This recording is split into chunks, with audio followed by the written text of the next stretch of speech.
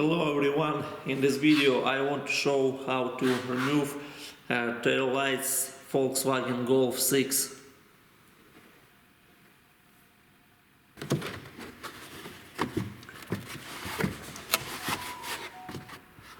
Disconnect this connector.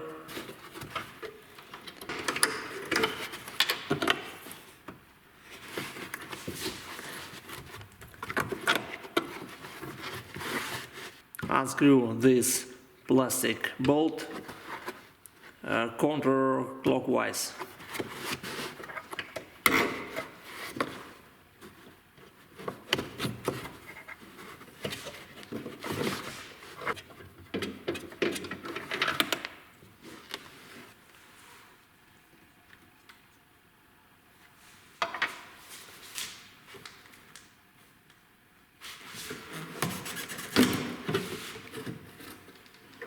And remove tail light.